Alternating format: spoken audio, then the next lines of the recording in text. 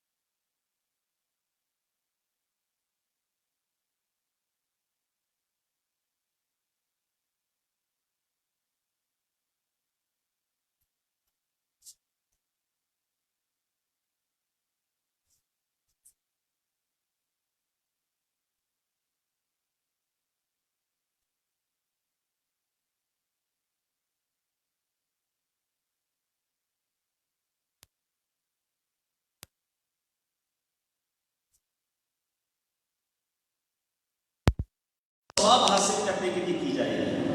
اب اعتکاف کی نیت ہوگی تو ضمناً ضرورتاً پانی پینا، کھانا کھانا، سحری افطاری کرنا، تھک گئے تو سونا، یہ سب جائز ہوتا ہے. پلیز اس پوائنٹ کو سمجھیے، کیونکہ اب رمضان میں روز انشاءاللہ مسجد میں آنا ہے، بڑی تعداد میں لوگوں کو آنا ہے. تراویح پڑھنے آتے ہیں تو پیاس لگتی ہے، نارملی پانی ساتھ بھی لے کر آتے ہیں. کچھ لوگ تراویح کے دوران بریک ہوتا ہے تو پانی پی لیتے ہیں. تو اب اس کا حل کیا ہے؟ What is the solution? Solution یہ ہے کہ مجھے اور آپ کو اپنی ایسی پکی عادت بنانی ہوگی کہ جب بھی مسجد میں آئیں، ایک عادت پکی ہے ہماری، اور وہ عادت پکی کیا ہے کہ ہم کبھی بھی مسجد میں چپل پہن کر نہیں آتے. آٹومیٹکلی بغیر خیال ہو یا نہ ہو مسجد قریب آتی ہے، دروازہ قریب آتا ہے، ہمارے ہاتھ چپل کی طرف جاتے ہیں، ہمیں یاد بھی نہیں ہوتا لیکن دونوں چپل پیر سے الگ ہو جاتے ہیں. کیوں؟ ہمارے لاشعور میں ہمیں پتہ ہے کہ مسجد میں جانا ہے تو چپل کے بغیر جانا ہے. بالکل اسی طرح اپنی ایسی عادت بنا لیں کہ آٹومیٹکلی مسجد میں داخل ہوں، سیدھا قدم داخل کریں، بسم اللہ شریف پڑھیں اور اس کے بعد اعتکاف کی نیت کریں. اب کیا ہوگا؟ نماز پڑھی، بیان سنا، ذکر کیا، دعا مانگی، اس کا ثواب الگ، اعتکاف کا ثواب الگ مل رہا ہوگا. اور کبھی ضرورت پانی پی لیا، افطار کر لیا تو اب کسی وجہ سے ہم گناہگار نہیں ہوں گے. اب انشاءاللہ نیت کریں کہ پابندی کے ساتھ مسجد میں آئیں گے تو اعتکاف کی نیت کر لیں گے. درود پاک پڑھنے کے بے شمار فضائل و برکات ہیں اور بہت ہی خوبصورت واقعات فضائل درود میں ملتے ہیں. ایک بڑا ہی خوبصورت ایمان افروز واقعہ میں نے آپ کو سنانا ہے، مگر اس سے پہلے پچھلے سال بھی میری حاضری ہوئی تھی. جب میری بیچ کی حاضری ہو جاتی ہے اس مسجد میں، جب بھی یہاں آتا ہوں تو دل بڑا خوش ہوتا ہے کہ کیا عالیشان مسجد بنائی ہے. واقعی جو اللہ، حدیث پاک کو مضمون یاد آ جاتا ہے، جو اللہ کے لیے مسجد بناتا ہے اللہ ان کے لیے جنت میں گھر بناتا ہے. میری دعا ہے کہ جن بھائیوں نے یہ مل کر مسجد بنائی ہے اور اس میں تعاون کیا ہے، اللہ ان سب کو جنت میں اعلیٰ مہر عطا فرمائے. اور پھر ماشاءاللہ یہاں ہمارے جو خطیب و امام صاحب ہیں، علامہ لیاقت نظری صاحب، اللہ ان کے علم میں، عمل میں، ان کے زور بیان میں مزید ترقی عطا فرمائے. مسجد کی کمیٹی کے وہ حضرات جنہوں نے ہمیں یہ اجتماع کرنے کی اجازت دی، اللہ ان کو بھی دنیا اور آخرت کی برکتیں نصیب فرمائے. تو آج جو میں نے آپ کو واقعہ سنانا ہے، یہ واقعہ بڑا ہی عجیب و غریب بھی ہے اور بڑا ہی ایمان افروز بھی ہے. یہ واقعہ ابو عبداللہ عبد الرسا رحمۃ اللہ تعالی نے اپنی کتاب تحفہ میں تحریر کیا، اور اس واقعے کو سعادت الدارین النبہانی میں بھی تحریر کیا گیا. واقعہ کچھ یوں تھا کہ ایک شخص بڑا نیک تھا، پرہیزگار تھا، مگر غریب بھی تھا، بال بچوں والا تھا. ایک رات جب اس کی آنکھ کھلی، تھوڑی دیر نیند کرنے کے بعد دیکھا بچے رو رہے ہیں. بچوں کو پوچھا کیا وجہ ہے؟ بچوں نے کہا کہ کھانا نہیں کھایا ہے، بھوکے ہیں، فاقہ ہے. اب وہ نیک شخص ہے، عبادت گزار ہے، مگر بچے فاقے سے. کیا شاندار تربیت تھی اس کی اور اس کے بچوں کی. اس نے کہا ایسا کرو سب میرے قریب آ جاؤ. بیوی بچوں کو جمع کیا اور کہا چلو مل کر نبی پاک پر درود پڑھتے ہیں. کھانا نہیں ہے، ہاتھ تنگ ہے، سرور کائنات علیہ السلام کی بارگاہ میں درود و سلام پہ نذرانہ پیش کرتے ہیں. ساری دنیا خاندی ہے خیرات مدینے کی، ہمارا بھی کام ہو ہی جانا ہے. وہ درود پڑھتے تھے. درود پڑھتے پڑھتے اس نیک شخص کی آنکھ لگ گئی. آنکھ تو کیا لگی, آنکھیں بند ہوئی, قسمت جاگو تھی.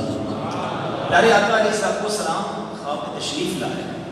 سرور کائنات علیہ السلام نے فرمایا کہ ایسا کرو, فلاں تاجر بزنس مین کے پاس جاؤ جو مجوسی ہے. مجوسی کہتے ہیں آگ کی پوجا کرنے والے.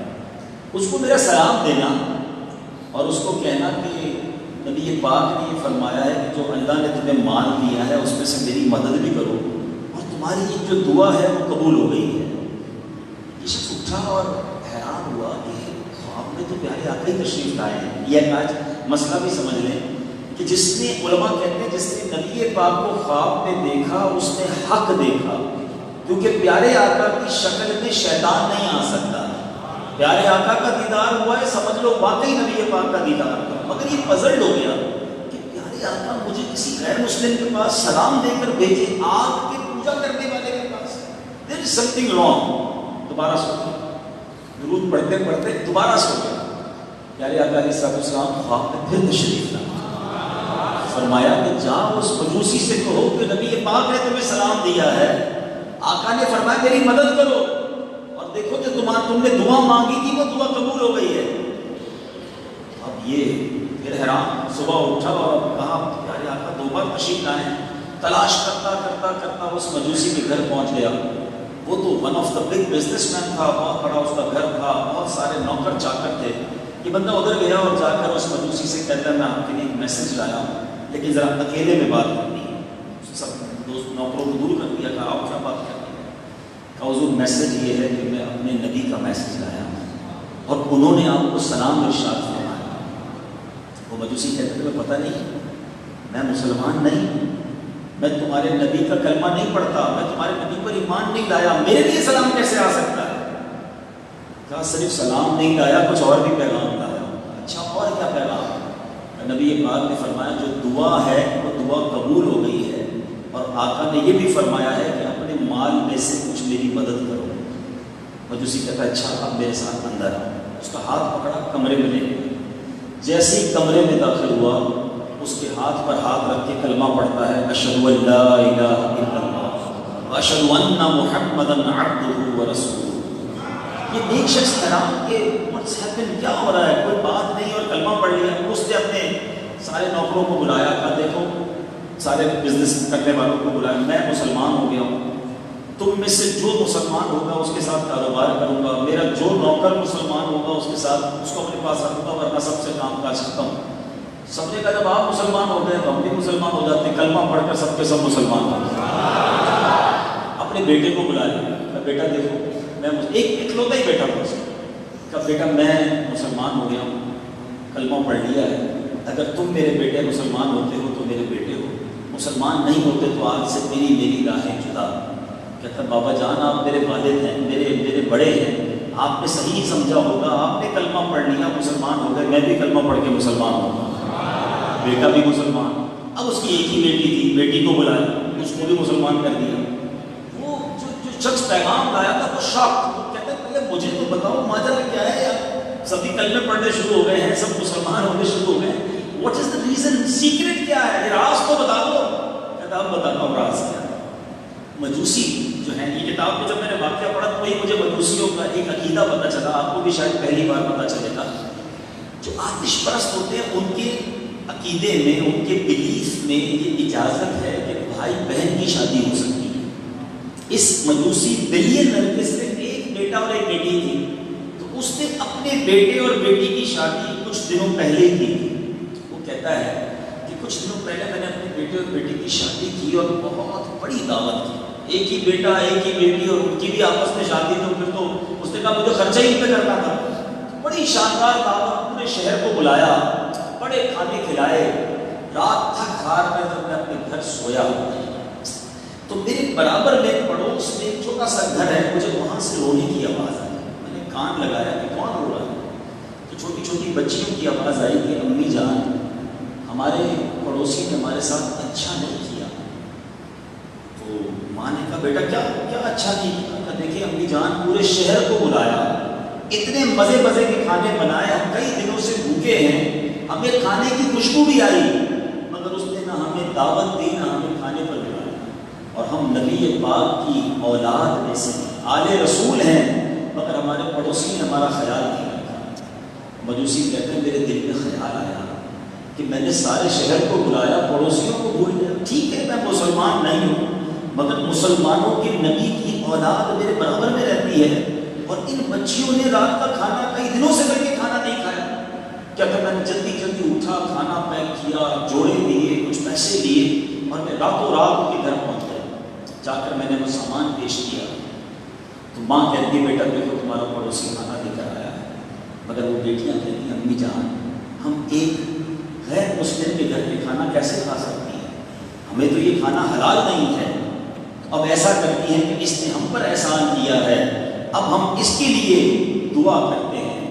مجوسی کہتا ہے ان سید زادیوں نے روتے روتے ہاتھ اٹھائے، اللہ کی بارگاہ میں دعا کی کہ یا اللہ اس شخص کو اسلام کی ہدایت بھی دے دے، اس نے ہمارے ساتھ بھلا کیا ہے، ہمارے نانا جان جناب محمد مصطفیٰ صلی اللہ علیہ وسلم کی شفاعت سے اسے جنت میں داخلہ بھی عطا فرما دے۔ وہ کہتا ہے میں تو کھانا کھلا کر آ گیا، لیکن بچیوں کی دعا میرے کان میں تھی، لیکن آج جو تم سلام لائے اور یہ بھی پیغام لائے ہو کہ دعا قبول ہو گئی ہے، اس کا مطلب میرا وہ صدقہ، میری وہ خیرات، میری وہ مدد قبول کر لی گئی بارگاہ رسالت میں۔ تمہارے نبی نے میرا نام لے کر سلام بھیجا ہے، اب میں نے اسلام بھی قبول کر لیا ہے، اب مجھے امید ہے کہ دوسری دعا مجھے ملی ہے کہ آقا کی شفاعت سے جنت میں داخلہ ہوگا، انشاءاللہ وہ داخلہ بھی میرا ہو جائے گا۔ اب سنو تیسرا پیغام تم یہ لائے تھے کہ میں نے تمہاری مدد کرنی ہے۔ میں نے اپنے بیٹے اور بیٹی کی شادی جب کی تھی، اب تو یہ مسلمان ہو گئے، دونوں میں جدائی ہو گئی ہے، 50% تو میں نے بچوں کو اپنی جائیداد دے دی، اب بقیہ 50% جو ہے یہ سارا مال میں تمہیں اللہ کی راہ میں خیرات کرتا ہوں۔ وہ غریب شخص خوشی خوشی گھر آتا ہے۔ پیچھے اسلامی بھائی یہ واقعہ اگر میں آج کچھ اور بیان نہ بھی کروں گا، صرف اسی واقعے پر میں اگر مدنی پھول دینا شروع کروں کہ کیا کیا لیسن ملتا۔ سب سے پہلا لیسن، شخص غریب تھا، نمازی تھا، عبادت گزار تھا، مگر کیسا غریب تھا کہ بچے رات کو بھوکے سوئے ہوئے ہیں، مگر اس نے کیا کیا؟ اٹھ کر بچوں کو روتا دیکھ کر کیا خودکشی کے بارے میں سوچا؟ کیا اللہ کی بارگاہ میں کمپلینس کرنا شروع کر دی؟ اے اللہ میں پیچھے رہ گیا، نماز بھی پڑھتا ہوں، روزے بھی رکھتا ہوں، عبادت بھی کرتا ہوں، میرے بچے بھوکے، مجھے تو نے دیا ہی کچھ نہیں۔ آج یہی تو ہوتا ہے نا، کسی کے پاس مال کم ہو، کسی کے پاس روزی روزگار میں کوئی کمی ہو جائے تو شکوے، شکایت، کمپلین۔ میں مائنڈ سیٹ تھا بیٹا کھانا نہیں ہے کوئی بات نہیں، آؤ مل کر نبی پاک پر درود بھیجتے ہیں۔ کیا سکھا گیا ہمیں؟ یہ سیکھنے والی بات ہے۔ زبان پر شکوے رنج و الم لایا نہیں کرتے، زبان پر شکوے رنج و الم لایا نہیں کرتے، نبی کے نام لیوا ہم سے گھبرایا نہیں کرتے۔ پرابلم کے بغیر زندگی نہیں گزرتی ہے۔ آپ کو لگتا ہے کہ جس کا بڑا بنگلہ ہے، جس کی بڑی گاڑی ہے، وہ بہت سکھی ہے، ایسا نہیں ہے۔ اس جہاں میں ہر کوئی دکھی ہے، کسی کے کچھ پرابلمز ہیں، کسی کے کچھ پرابلمز ہیں۔ اصل میں مائنڈ سیٹ لوگوں کا یہ بن گیا ہے کہ جس کے پاس پیسہ ہوگا نا وہ سکھی ہو جائے گا، جتنا پیسہ ہوگا اتنے پرابلم سالو ہو جائیں گے۔ اگر ایسا ہوتا نا تو دنیا میں کوئی مالدار دکھی نہ ہوتا۔ آپ کا تجربہ نہیں ہے، ہمارا تجربہ ہے۔ ہم دنیا میں روز لوگوں سے مل رہے ہوتے ہیں، بڑے بڑے گھروں میں جاتے ہیں، یقین کریں کبھی کبھی اتنے بڑے گھر میں رہنے والا جب کان میں اپنا پرابلم بتاتا ہے نا تو اللہ کا شکر ادا کرتا ہے کہ یا اللہ اس سے زیادہ کبھی سکھی بنایا۔ اتنے دکھ ہوتے ہیں، اتنی پریشانیاں ہوتی ہیں، اتنی بیماریاں ہوتی ہیں، کبھی بچوں کے غم ہوتے ہیں، کبھی بے اولادی ہوتی ہے، کبھی نیند نہیں آ رہی ہوتی ہے، کبھی مال چھننے کا خوف ہوتا ہے، کبھی اغوا ہونے کا خوف ہوتا ہے۔ یہ نہ سمجھو کہ سارے سکھی ہیں میں دکھی ہوں۔ صحیح بتاؤں ماشاءاللہ اکثر مسجد پوری تقریباً بھری ہوئی ہے۔ مجھے جو سوشل میڈیا پہ سن رہے ہیں جو پھر اسلامی بہنیں سنیں گی، سب یاد سے غور سے سن لو۔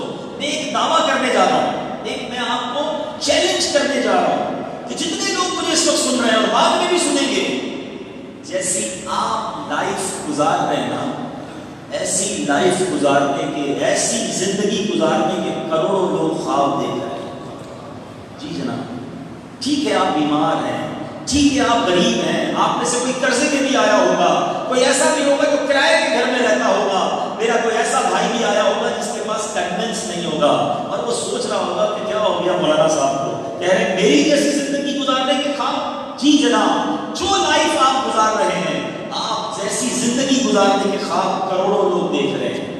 اب میں ثابت کرتا ہوں کیسے، آپ اور میں سب چل کر مسجد میں آئے، کئی ایسے ہیں جو چل ہی نہیں سکتے ہیں، آپ اور میں یہاں سے واپس اپنے گھر جائیں گے، ٹھیک ہے نا، کئی ایسے ہیں جن کے پاس گھر ہی نہیں ہے۔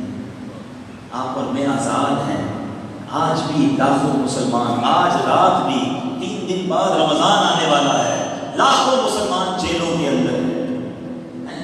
ان کو کتنا ارمان ہوتا ہوگا کہ میں بھی اس بار سحری افطاری اپنے بچوں کے ساتھ کروں، مگر قید ہے۔ آج دوپہر کا کھانا میں نے اور آپ نے کھا لیا ہے، کئیوں نے رات کا بھی کھا لیا ہوگا، مگر کئی لوگ آج بھی ایسے ہیں جنہوں نے صبح سے کھانا نہیں کھایا ہوگا۔ ہم کہتے ہیں ہمارے پاس کچھ نہیں، میں پیچھے رہ گیا۔ آپ اور میں ہاتھ سے کھانا کھاتے ہیں، جاؤ کبھی ہاسپٹل کے اندر، نالیوں کے ذریعے خوراک دی جا رہی ہے، لاکھوں روپے موجود ہیں۔ میں کل پرسوں ایک مریض کو لے کر آیا ہوں، اس گھرانے میں پیسے کی کمی نہیں ہے، بڑے بڑے ڈاکٹرز کو دکھا دیا، علاج کروا لیا، ٹیسٹ کروا لیے، سمجھ ہی نہیں آ رہی بیماری کیا ہے۔ بتاؤ نا، اگر پیسے سے علاج ہوتا تو کروڑوں روپے خرچ کر کے وہ شخص علاج کرا لیتا اپنے گھر والوں کا، نہیں کرا پا رہے۔ اللہ جسے چاہے صحت دے، جسے چاہے سکون دے، رب سے سکون مانگو، سکھ مانگو۔ یہ صرف پیسے کے پیچھے پڑ کر اپنے آپ کو غریب سمجھ کر جو ڈی مورلائز ہو رہے ہو، بے وقوفی ہے۔ خدا کی قسم، وہ مزدور اچھا ہے جو تھوڑا کماتا ہے، حلال کماتا ہے، سکون کی نیند سوتا ہے، بچے نمازی ہیں، فرما بردار ہیں، گھر میں کوئی بڑی بیماری نہیں، وہ بڑا خوش نصیب ہے۔ کیوں بنگلے والے کو دیکھ کر، کیوں گاڑی والے کو دیکھ کر، کیوں پیسے والوں کو دیکھ کر اپنے آپ کو کمتر سمجھتے ہو؟ ہمارا پرابلم بھی یہی ہے، ہم نے زندگی میں ٹارگیٹ سے کچھ اور بنا دی ہے۔ میں ادھر اس جیسا گھر لوں گا تو سکھی ہو جاؤں گا، ویسی فیکٹری بناؤں گا تو اصل زندگی کا مزہ آئے گا۔ چھوٹی سندر ہے وہ بڑی والی جس دن گاڑی لے لی نا، بس زندگی کا مقصد اسی دن پورا ہو جاتا ہے۔ اللہ کے بندوں یہ کس چکر میں لگ گئے؟ تم بڑی گاڑی دو گے تو تم سے بڑی گاڑی والا پھر نظر آئے گا تم کو۔ اب تو وہ زمانہ آ گیا لوگوں کے اپنے پرائیویٹ ایئر کرافٹ ہے، کدھر تک دوڑو گے؟ کس سے لڑائی لڑو گے؟ کس تک کمپٹیشن کرو گے؟ عقل مندی کیا ہے یاد رکھو، زندگی کو اگر انجوائے کرنا ہے نا، سیٹسفائی لائف گزارنی ہے، زندگی گزارنے کا ایک ہی مقصد، بڑا اچھا طریقہ علماء نے لکھا کہ نعمتوں میں اپنے سے کمتر لوگوں کو دیکھو، بڑے مزے میں آ جاؤ گے، بڑے سیٹسفائی ہو جاؤ گے۔ ایک بزرگ جا رہے تھے، پیر میں جوتے نہیں تھے، اللہ سے کہا یا اللہ جوتے ہی نہیں دیے، بغیر جوتوں کے گھوم رہا ہوں۔ تھوڑی دیر ہوئی، برابر سے ایک بندہ نکلا، اس کے پیر ہی نہیں، یا اللہ تیری مہربانی، تیرا شکر، ناشکری معاف کر دے مولا، پیر کو دیے۔ کم تک لوگوں کو تو دیکھو یار، 15,000 12,000 10,000 کی سیلری میں جو زندگی گزار رہے ہیں وہ کیسے گزار رہے ہیں، ان کو دیکھو۔ اور اگر 10 15 20 ہزار والا مجھے سن رہا ہے تو وہ ان کو دیکھے جو مسجد کے دروازے پر بھیک مانگ رہے ہیں، میں وہ تو نہیں ہوں نا۔ ہر حال میں اللہ کا شکر ادا کرو، میرے رب نے قرآن میں وعدہ کیا ہے لَإِن شَكَرْتُمْ لَأَزِيدَنَّكُمْ، تم میرا شکر ادا کرو میں تمہیں اور عطا کروں۔ There is a difference، ہم فارمولا بھول گئے ہیں۔ اگر اور چاہیے نا نعمتیں، اللہ نے قرآن میں فارمولا دیا ہے، شکر گزاروں کو دوں گا، ناشکروں کو نہیں دوں گا۔ جو ناشکری کریں گے انہیں نہیں ملتا۔ آپ زبان سے شکر ادا کرتے رہے، اللہ کے ہر حال میں شکر ادا کریں، اور رب کریم آپ کو نوازتا جائے گا، آگے بڑھتے چلے جائیں گے۔ بہرحال درود پڑھانا ہوگا، آپ دکھی ہیں، پریشان ہیں، کسی بھی مصیبت میں ہیں، یہ واقعہ درس دے رہا ہے۔ فریاد امتی جو کرے حال زار، یاد تو کرو نا نبی پاک کو، یاد کیا نا انہوں نے، بھوکے تھے اور یاد کیا۔ آقا علیہ السلام وہ ہستی ہیں، بھول گئے وہ واقعہ؟ مسجد نبوی شریف میں تنا تھا، سوکھا تنا، پیارے آقا اس سے ٹیک لگا کر خطبہ دیتے تھے، اس تنے کو چھوڑ کر منبر پر بیٹھے تو تنا رونے لگ گیا۔ میرے آقا کھڑے ہو کر تنے کو سینے لگا دیتے ہیں۔ جو نبی اپنے تنے کو روتا نہ دیکھ سکے، امتی روتے ہوئے پکارے تو کیسے نہ سنیں گے، کیسے نہ مدد کریں گے؟ بس آپ درود پاک پڑھتے جائیے۔ فریاد امتی جو کرے حال زار میں، ممکن نہیں کہ خیر بشر کو خبر نہ ہو۔ تیسری بات، مجوسی نے کیا کیا تھا؟ آل رسول کی مدد کی تھی، غریبوں کی مدد کی تھی، گھر جا کر کھانا پہنچایا، انعام میں کیا ملا؟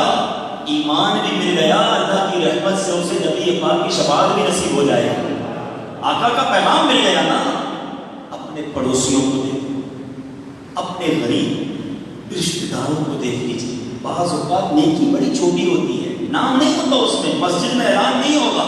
اصل پرابلم تو یہ ہے نا، پہلے تو ایک زمانہ تھا، ایک جملہ بڑا مشہور تھا، نیکی کر دریا میں ڈال۔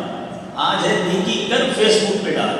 ہر بندے کا اپنا پیج ہے، ہر بندے کو ہر نیکی دنیا کو بتانی ہے۔ امام صاحب کو بھی اسپیشل، لیکن میرے کو آج تک سمجھ نہیں آیا، امام صاحب کو کان میں بولیں گے اسپیشل والی دعا کرنا، وہ اسپیشل والی دعا کون سی دعا؟ وہی ہوتی ہے بھائی، پیسے دیے نا مسجد میں، افطار کے دیے، پنکھے لگوائے ہیں، کارپیٹ بچھوائے، تو نام لے کر دعا ہونی چاہیے کہ جناب حاجی صاحب نے کارپیٹ بچھوایا ہے، فلاں حاجی صاحب نے پنکھے لگائے، یہ نام یہاں ہوتا ہے۔ لیکن کسی غریب کے گھر جا کر اس کو کھانا کھلا دو، اس کی مدد کر دو، جو وہ دعا ملے گی نا، وہ جو خوشی اس کے دل سے نکلتی ہے اور پھر جو دعا نکلتی ہے، کیسی مقبول دعا ہے، سبحان اللہ۔ خاص طور پر اس واقعے سے ایک اور سبق مل رہا ہے، آل رسول کی خدمت۔ اگر آپ کی سراؤنڈنگ میں، آپ کے ملازمین میں، آپ کے دوستوں میں، آپ کے قریب سید ذاتیں، ایک بڑا عجیب کانسیپٹ ہے، یا یہ سید ذاتیں ہیں تو زکوٰۃ نہیں لگ سکتی۔ بھائی زکوٰۃ نہیں لگ سکتی اس کا مطلب یہ تھوڑی ہے کہ مدد بھی نہیں کرنی ہے۔ سید ذاتیں اس مال کا میل ہے زکوٰۃ، اس لیے نہیں لینا۔ یہ اتنی پاکیزہ ہستی کی رشتہ داری میں ہے کہ ان کو اچھا مال، پاکیزہ مال پیش کریں۔ ساری دنیا کو زکوٰۃ بانٹیں گے، سید زادے کو کچھ بھی نہیں دیں گے کیونکہ ان کو زکوٰۃ نہیں لگتی، تو بھوکے مار دیں گے کیا سید زادے کو؟ ان کو ایکسٹرا خدمت کریں، سرکار کی آل ہے، ان کی خدمت کرو گے تو نبی پاک کا فیضان نصیب ہوگا۔ شعر تو ساری جھوٹ جھوٹ کر پڑھتے ہیں کہ تیری نسل پاک میں ہے بچہ بچہ نور کا، تو ہے عین نور، تیرا سب گھرانہ نور کا۔ سچی بات بتاؤ، اپنی روزی کا ہو سکے نا، یا اپنے منافع کا ایک چھوٹا سا حصہ، بلکہ 1% ہی کیوں نہ آل رسول کے لیے لگی کہ یہ بس اس پیسے سے صرف سید ذاتوں کی خدمت کروں، نبی پاک کی آل کو تلاش کر کے جو غریب ہیں ان کی ہیلپ کروں گا۔ آپ سوچو تو صحیح، آپ کن کی خدمت کر رہے ہو اور کس نسبت سے کر رہے ہو؟ جب نبی پاک ملاحظہ فرمائیں گے تو آپ کی جھولی کیسے بھریں گے، آپ کے کام کیسے سیدھے ہو جائیں گے۔ تمہاری بات ساری اچھی نیت کی ہے۔ بہرحال درود پاک ایک ایسا وظیفہ ہے میٹھے اسلامی بھائی، آپ کسی بھی پرابلم میں ہو گھبرائیں نہیں، درود پاک کو شروع کیجیے اور پڑھتے رہیں، پھر دیکھیں آپ فیل کریں گے آپ کے سامنے سے مشکلیں کیسے حل ہو رہی ہیں، آپ کے پرابلم ٹھیک ہونے لگ جائیں گے، برڈن آپ کا جو ہے وہ ریلیز ہونے لگ جائے گا۔ اللہ تعالیٰ مجھے اور آپ کو کثرت کے ساتھ درود پاک پڑھنے کی توفیق عطا فرمائے۔ آئیے محبت کے ساتھ باآواز بلند درود پاک پڑھنے، صلو علی الحبیب۔ ایک بار اور محبت سے درود پاک، صلو علی الحبیب۔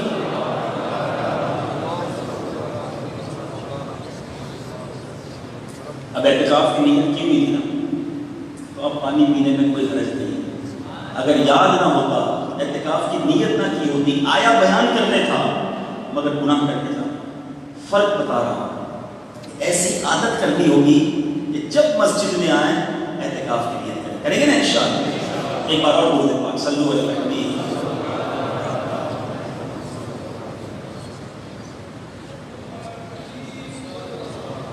اسلامی بھائیوں، ماشاءاللہ آج کا یہ اجتماع، اس کا ٹاپک اتنا خوبصورت ہے، اس کی جس کو آپ کہیے کہ تمہید اتنی پیاری ہے۔ استقبال ماہ رمضان کے لیے اجتماع کیا گیا ہے۔ کیا مہینہ ہے رمضان کا، مسلمان اس کے آنے کے لیے ایکسائٹڈ ہیں، عاشقان رمضان انتظار کر رہے ہیں، گھڑیاں گن رہے ہیں۔ سبحان اللہ، یہ بڑا اچھا انداز ہے کہ ماہ رمضان کی آمد کے اجتماع منعقد کیے جائیں تاکہ ریمائنڈر کال ہو جائے، ہمیں یہ پتہ چل جائے کہ کیسے گزارنا ہے رمضان، جو مسٹیکس رمضان میں ہو جاتی ہیں اس سے ہم بچ جائیں۔ سب سے پہلے اس مہینے کی سگنیفیکنس، اس کی اہمیت کا اندازہ کیجیے کہ اللہ تبارک و تعالیٰ نے اس مہینے کے بارے میں قرآن میں کیسا تذکرہ کیا ہے۔ ایک ہی مہینہ ہے، یاد رکھیے، 12 مہینوں میں ایک ہی مہینہ ہے جس کا ذکر قرآن میں ہے۔ سبحان اللہ، رب فرماتا ہے شہر رمضان الذی انزل فیہ القرآن ھدی للناس بینات من الھدی والفرقان فمن شہد منکم الشہر فلیصم ومن كان مريضا او على سفر فعدة من ايام اخر يريد الله بكم اليسر ولا يريد بكم العسر ولتكملوا العدة ولتكبروا الله على ما هداكم ولعلكم تشكرون. اب ترجمہ سنیے. ترجمہ کنز الایمان سے اعلیٰ حضرت کہتے ہیں رمضان کا مہینہ جس میں قرآن اترا، لوگوں کے لیے ہدایت اور رہنمائی اور فیصلے کی روشن باتیں، تو تم نے جو کوئی یہ مہینہ پائے. اب آرڈر، پہلے مہینے کی اہمیت، کیسا مہینہ؟ قرآن کے نزول کا مہینہ، لوگوں کی ہدایت والا مہینہ. پھر آگے فرمایا اب تم میں سے کوئی یہ جو مہینہ پائے ضرور اس کے روزے رکھے، اور جو بیمار ہو یا سفر میں ہو اب فلیکسیبلٹی. پہلے آرڈر روزے رکھنے ہیں، اب فلیکسیبلٹی. کیا خوبصورت انداز ہے قرآن. بیمار ہو یا سفر میں ہو تو اتنے روزے اور دنوں میں، یعنی بعد میں وہ روزے رکھ لے. اللہ عز و جل تم پر آسانی چاہتا ہے اور تم پر دشواری نہیں چاہتا، اور اس لیے کہ تم ہمتی پوری کرو اور اللہ عز و جل کی بڑائی بولو. اس پر کہ اس نے تمہیں ہدایت کی اور کہیں تم حق گزار ہو. اسلامی بھائیوں، اس خوبصورت آیت میں جو میسج ہے رمضان کی اہمیت اور پھر اس کے روزوں کا حکم. روزے میرے پیچھے اسلامی بھائیوں وہ عبادت ہے، یہ باطنی. بہت ساری عبادت وہ ہیں جو ہم کرتے ہیں، لوگوں کو پتہ چلتا ہے. نماز پڑھتے ہیں لوگ دیکھ لیتے ہیں، ٹھیک ہے. ہم بہت سارے نیکی کے کام کرتے ہیں، لوگوں کو پتہ چل جاتا ہے. روزہ وہ عبادت ہے جب تک بندہ نہ بتائے کسی کو پتہ نہیں چلتا. باطنی عبادت ہے اور اللہ باطنی عبادت کو بہت پسند فرماتا ہے. یقیناً اسلام میں فلیکسیبلٹی ہے. یہ عجیب بات ہے، آج کل جو دین سے دور ہے والی بڑی باتیں کرتے ہیں کہ جناب اسلام میں بڑی سختی ہے. اگر میرے ساتھ کوئی بیٹھے تو میں اسے پروف کر دوں کہ the most flexible religion on earth، ساری کائنات میں سب سے زیادہ فلیکسیبلٹی والا اگر کوئی مذہب ہے جس میں آسانیاں ہیں، الحمدللہ وہ ہمارا مذہب اسلام ہے. مسافر ہیں تو روزے بعد میں رکھ لیں، بیمار ہیں تو بعد میں رکھ لیں. آپ اگر وضو نہیں کر سکتے تو تیمم کر لیں، کھڑے ہو کے نماز نہیں پڑھ سکتے تو بیٹھ کے پڑھ لیں. کتنا سختی ہے، بیٹھ کے نہیں پڑھ سکتے لیٹ کے پڑھ لیں، لیٹ کے بھی نہیں پڑھ سکتے اشاروں سے پڑھ لیں. عورتوں کے پاکی کے دن نہیں ہے تو نمازیں معاف کر دی گئی، روزے اس کو بعد میں رکھنے کا حکم دے دیا گیا.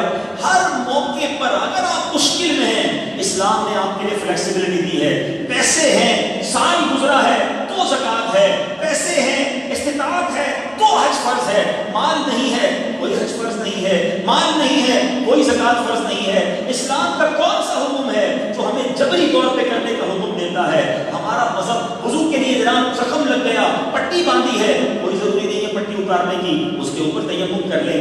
سب چیزوں کا علاج اور حل موجود ہے.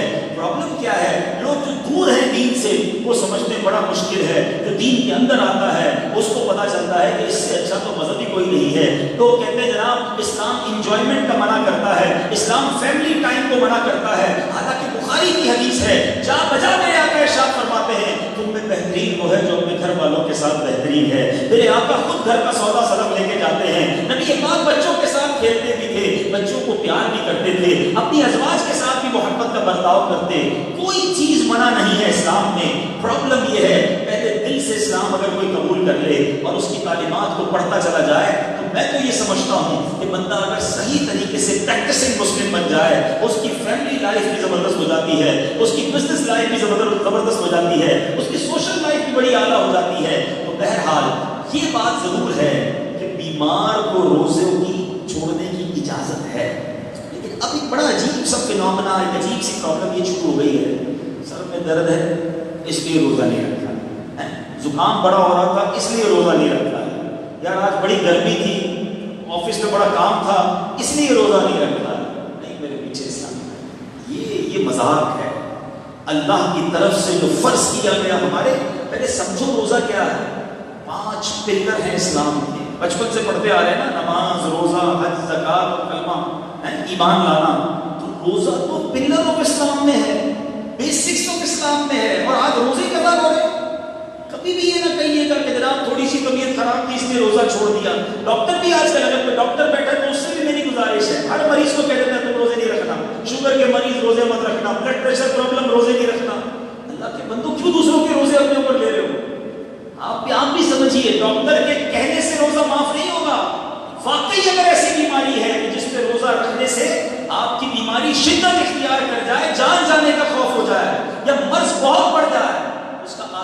طریقہ کیا ہے کہ اگر آپ بیمار ہیں آپ اپنی اس بیماری کا پرابلم کسی عالم دین سے شیئر کیجیے. ڈاکٹر ہے، عالم دین نہیں ہے. شریعت کا حکم ڈاکٹر کیسے بیان کرے گا؟ ڈاکٹر کی جو سجیشن ہے وہ عالم دین سے ڈسکس کیجیے کہ جناب مجھے یہ پرابلم ہے اور ڈاکٹر کہتا ہے کہ روزہ نہ رکھیں. اب آپ کو صحیح عالم دین یا مفتی صاحب کہتے ہیں کہ ٹھیک ہے آپ روزہ نہ رکھیں، پھر روزہ چھوڑیں، ورنہ ایسا نہ ہو کہ آپ شدید گناہ گار ہو جائیں. احادیث کا مضمون ہے جو ایک روزہ جان بوجھ کر رمضان کا قضا کرتا ہے 9 لاکھ برس جہنم کی آگ میں جلایا جائے گا. کام سے مت، روزے سے مت کہو مجھے کام ہے، اپنے کام سے کہو کہ مجھے روزہ رکھنا ہے.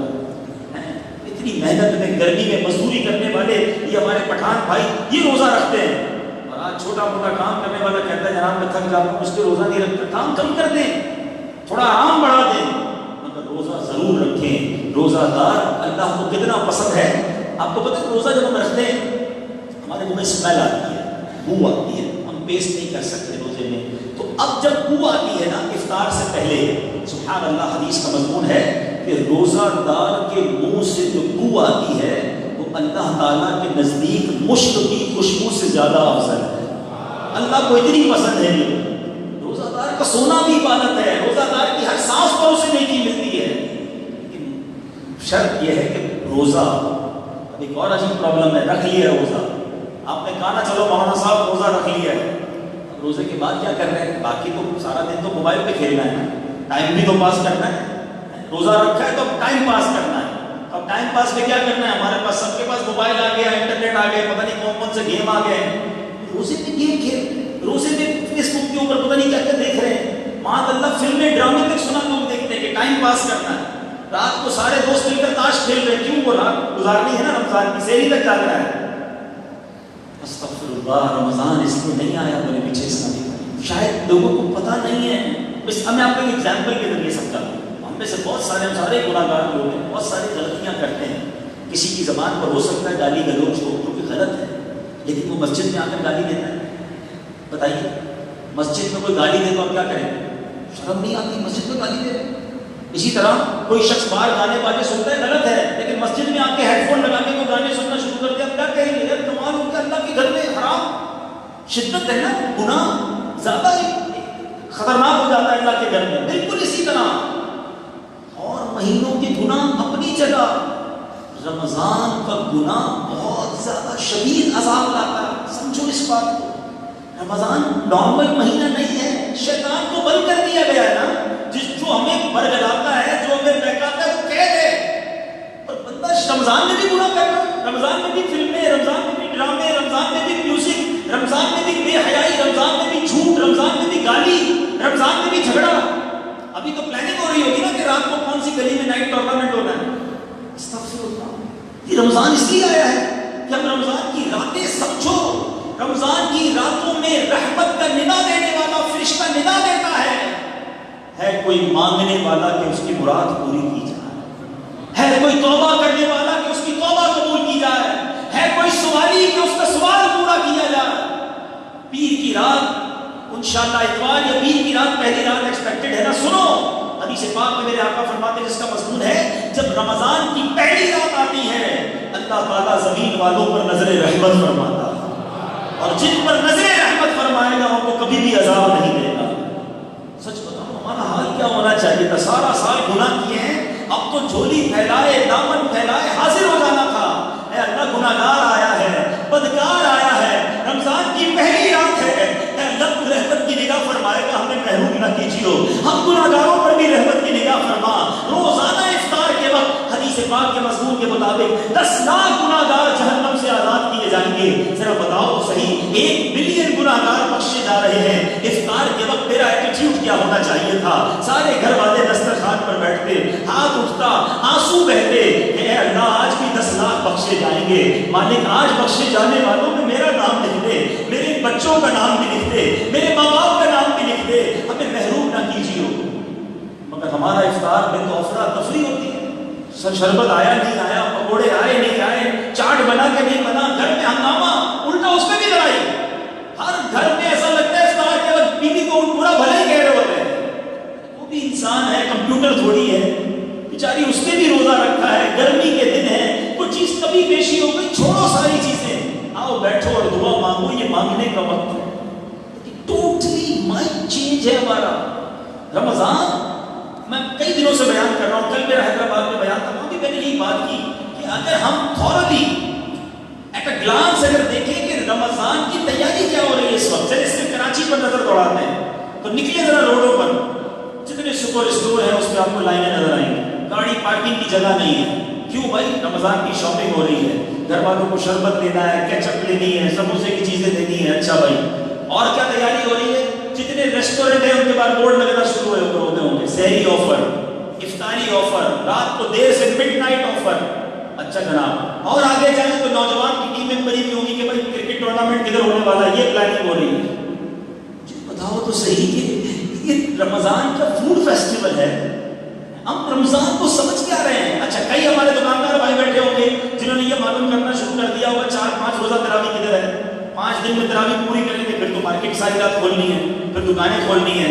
باقی فیملی سے پوچھو آپ کا کیا پلان ہے، ان کا کہنا ہے یہ 10-15 روزے کے بعد روزانہ رات کو شاپنگ سینٹر جانا ہے، عید کی تیاری کرنی ہے. یہ پوری تیاری میں تلاوت کہاں ہے، عبادت کہاں ہے، فلاں اسکیم، افطاری اسکیم، تلاوت اسکیم کدھر ہے؟ کس نے پوچھا کہ بھائی رات کون سی جگہ ہے جہاں میں بیٹھ کر دعائیں مانگ سکوں، میں کچھ تلاوت قرآن، کچھ قرآن سمجھ سکوں؟ رمضان کو کیا بنا دیا ہم نے؟ شاپنگ، پکنک، کھانا پینا. کئی ایسے لوگ ہیں جن کا رمضان میں پورے روزے رکھتے ہیں پھر بھی 5 کلو وزن بڑھ جاتا ہے. بندہ بولے یار روزے رکھے کیا کیا؟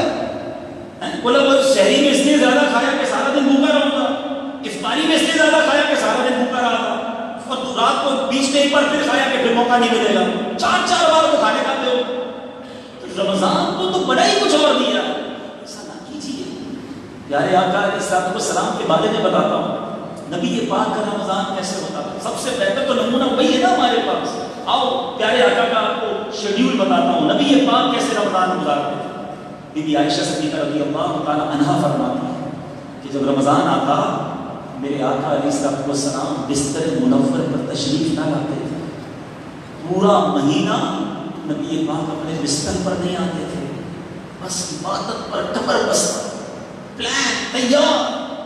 کہتی رنگ مبارک تبدیل ہو جاتا تھا، پیارے آقا کا رنگ متغیر ہو جاتا تھا، خوف خدا طاری رہتا تھا، رات رات بھر دعائیں کرتے، گر گڑاتے.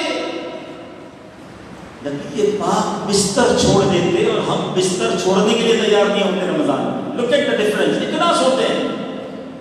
ویسے میرا یہ مشورہ تو ہے ان لوگوں کو کہ جو گناہ سے نہیں بچ سکتے نا، فلمیں، ڈرامے، موبائل، ادھر ادھر، بہتر ہے سو جاؤ بھائی. گناہ سے بچنے کے لیے نیند کر لو وہ ٹھیک ہے، لیکن جاگ کر گناہ کرنا اس کی اجازت نہیں. لیکن نبی پاک بستر پر نہ آتے. بی عائشہ فرماتی ہے ویسے صحابہ کرام کہتے ہیں نبی پاک سے بڑھ کر کوئی سخی نہیں ہے، مگر پیارے آقا کا رمضان میں دریائے سخاوت ایسے بہتا تھا جیسے تیز آندھی چلتی ہے.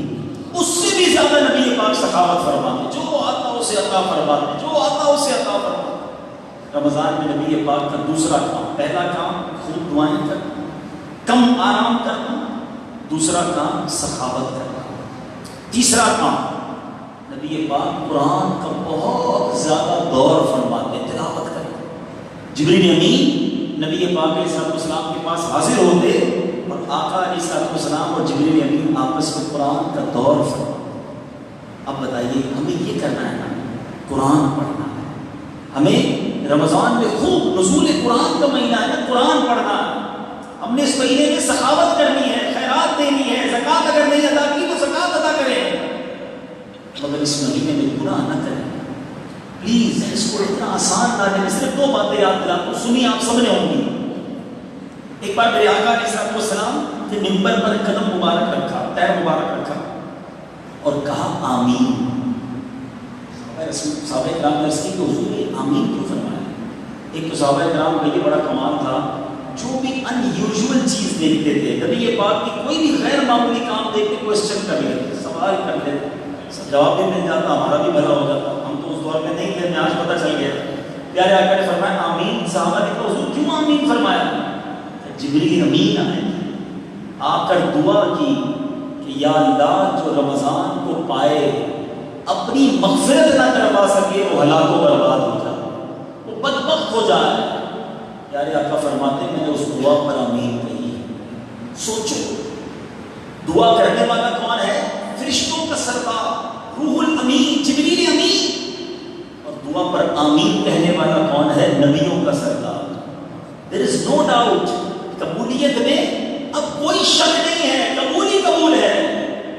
اب سوچئے جس نے رمضان پایا اور مغفرت نہ کروا سکا وہ برباد ہو جائے گا. تو کیا تاش کھیلنے والے کی مغفرت ہو جائے گی؟ کیا فلمیں ڈرامے دیکھنے والا اللہ کو راضی کر دے گا رمضان میں؟ جھوٹ بولنے والا، لڑائی کرنے والا، جھوٹی قسمیں کھا کے اپنا مال بیچنے والا، ملاوٹ کر کے اپنے سودے بیچنے والا رمضان میں کیسے بخشا جائے گا؟ اس مہینے میں بچانا پڑے گا اپنے آپ کو، چینج کرنا پڑے گا اپنی عادتوں کو، تب جا کے کوئی بخشش کی صورت بنے گی نا. پھر اللہ کی بارگاہ میں التجا کریں گے تو کرم ہوگا. اگر گناہ بھی جاری اور کہیں میں بخشا جاؤں، سوچیے. کچھ لوگ سمجھتے ہیں کہ رمضان میں آٹومیٹکلی ٹھیک ہو جاؤں. لیکن یاد رکھیں رمضان میں یقیناً شیطان بند ہوتا ہے، مگر جو عادتیں ہم نے بگاڑی ہوئی ہیں نا اپنی، وہ ساتھ ہی ہوتی ہیں. جس کی لڑائی کی عادت ہے، جس کی گالیوں کی عادت ہے، جس کی جھگڑے کی عادت ہے، وہ رمضان میں بھی کر رہا ہوتا ہے. بلکہ رمضان کے تیسرے 3-4 روزے تو ڈر ہی لگا رہتا ہے کہ روڈ پہ جھگڑے ہی ہو رہے ہوتے ہیں. نئے نئے روزے رکھے ہوتے ہیں، کئیوں کی سگریٹ چھوٹ رہی ہوتی ہے، کئیوں کے پان چھوٹ رہے ہوتے ہیں. ہر آدمی دوسرے سے لڑنے کے لیے تیار ہوتا ہے افطار سے پہلے. رمضان اس لیے تھوڑی آئے کہ آپ اپنا غصہ کسی حد کے اوپر اتاریں، آپ گالی دیں، آپ لڑائی کریں. نہیں، معافی درگزر.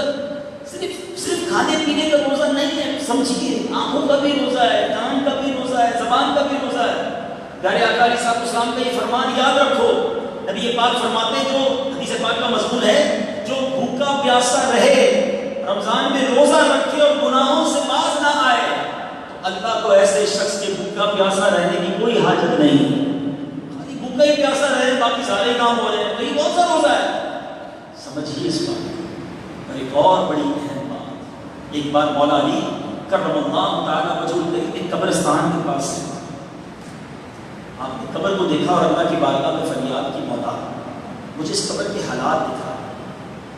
ارشاد ہوا قبر کے حالات دکھا دیے گئے، آپ پر ظاہر کر دیے گئے.